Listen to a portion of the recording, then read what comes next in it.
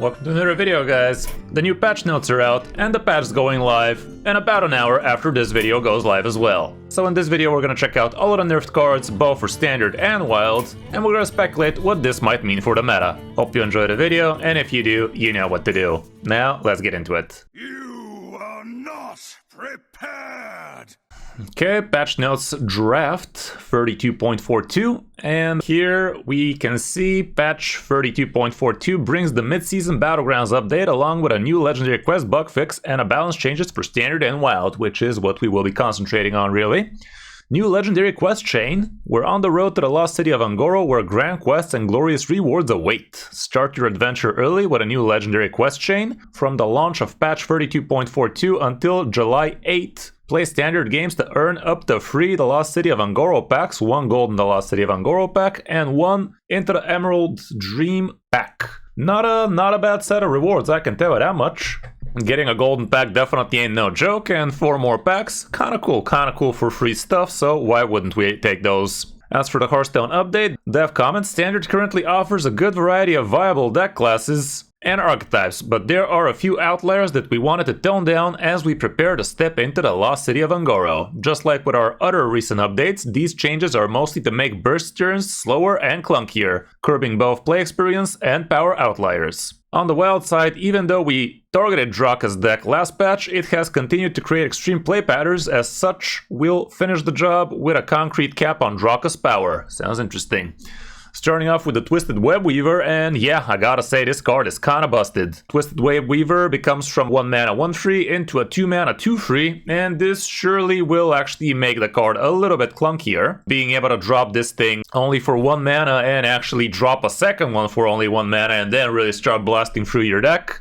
Literally turn 3 giants were doable for the pros. And yeah, Psycho Rogue has been an absolute power outlier in Top Legend, and people have been crushing super hard with it, especially in the Masters, all of that high level of play. And anybody who has faced this deck against a player who has actually knowledge of how to play it has really suffered its wrath, because turn 4, turn 5 Giants really was not fun.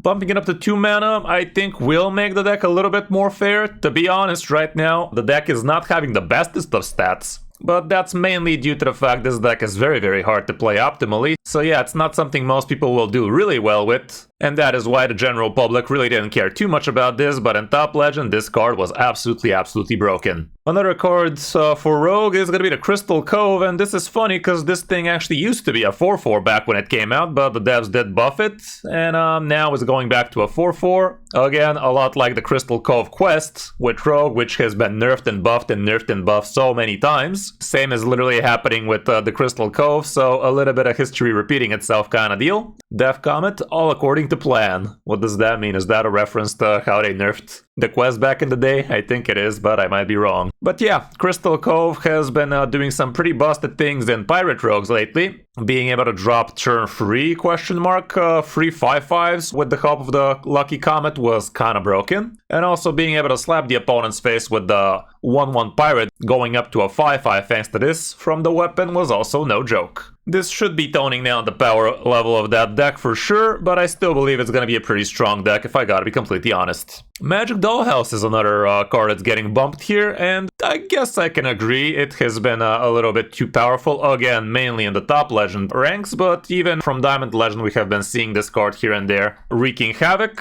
Bumping it up to 2 mana, honestly it's not gonna do all that much. At least this is gonna be curbing the turn 1 location into turn 2 couple of 2/5s. That's no longer gonna happen easily unless you have the coin or innervate, and you're no longer gonna be able to do this on turn 1 and follow up with a turn 2 discover a card and get a copy if you have spell damage. So those two are slightly clunkier for the class, but I do believe the deck should remain pretty powerful because you basically spend this mana a turn or 2 before you actually start blasting, so it's not really gonna affect your OTK turns. It's more just gonna be a little bit clunkier, the journey to it. And last but not least for standard, Divine Brew is getting clapped. And this thing is no longer going to be giving the +1 attack when you do have a Divine Shield already, which is kind of interesting. It definitely helped the class get a little bit of better traits here and there. Honestly, when I saw this card on teaser, my thoughts were it's going to lose the Holy Tag, and that would have been a huge nerf. But with this slight nerf to the deck, I do believe Drunk Pally should still be pretty powerful, so definitely don't think the deck is dead or anything like that. I do believe it's still gonna be very hard to play against, and you're still gonna have to figure out how you can handle all of those super fat early game boards against them. As for Wild, we have Draka getting quite the change here. She's no longer gonna be giving you a weapon bigger than 10, which is kinda huge. And I do believe this for Wild might be a little bit too big of a nerf for this card to really survive, so Rogue might be in trouble on Wild. Honestly, I haven't played Wild in so long, I didn't even realize Draka was a problem there. But yeah, apparently she was. As always, the above craftable cards will be eligible for a full dust refund for 2 weeks following patch 32.42, so you will have up until the end of Thursday, June 26th, to actually get yourself the full dust refund for all of these cards. Nothing too fancy, just a bunch of rares and commons, but if you have golden copies of these, God knows you're gonna want your dust back for those, because they give so much more. Like a common gives you 400 dust, a rare gives you 800 if it's gold. It's kinda crazy when those are nerfed. As for Draka, if you have her, definitely gonna be worth the disenchant. If you're not using any of these cards right now, it's always a good idea to dust them. So these are gonna be the nerfs. Honestly, I'm kind of shocked that we don't have anything for Demon Hunter right now, because that is indeed one of the best classes in the game right now. This is for gold, I do believe. But yeah, if we look through the meta, Diamond through Legend, Pain Demon Hunter has been absolutely crushing it. And when we check out the decks, you can see it ain't no joke. Like, look at this nonsense. Oops, not that nonsense, this nonsense. 1400 games, almost 60% win rate with a Pain Demon Hunter. This one, 59%, 38,000 games, guys. Like, the Demon Hunter situation really is crazy right now, and I'm kind of shocked they didn't do something about it. Maybe this guy goes up to 6 or something. But yeah, it's kind of crazy. A lot of things could have changed for Demon Hunter. Right now, it definitely is the king of standards, at least from Diamond to Legend for sure. Fishing Priest has been clapping quite a lot, but instead we're nerfing classes that are not really represented as much from Diamond to Legend. It was more of a Master Store kind of thing, wasn't it? Which is kind of dumb, because the Master Store just finished, so yeah, better late than never in other lies we tell ourselves, but it is indeed kind of weird. Do let me know in the comments what you guys think this is going to be doing to the meta. For me, I do believe from Diamond to Legend it's not going to change all that much, because none of these decks were really all that represented on those ranks. Well, maybe Drunk Pally was definitely played, even though people weren't really using it to its full potential on those ranks. And same can be said for Dollhouse Druid. This is definitely going to shake up Top Legend, but from Diamond to Legend I still believe we're going to be seeing plenty of the same stuff. With Demon Hunters, with Death Knights, with Priests, that kind of stuff. I will be going live as soon as the patch goes live tonight, so I hope to see you there, where I will be shaving my frickin' head, cause goddamn wheel has been really fruitful for Roki lately. So yeah, if you guys want to see Kris go bald real fucking fast, let's not pretend it's not happening naturally anyway.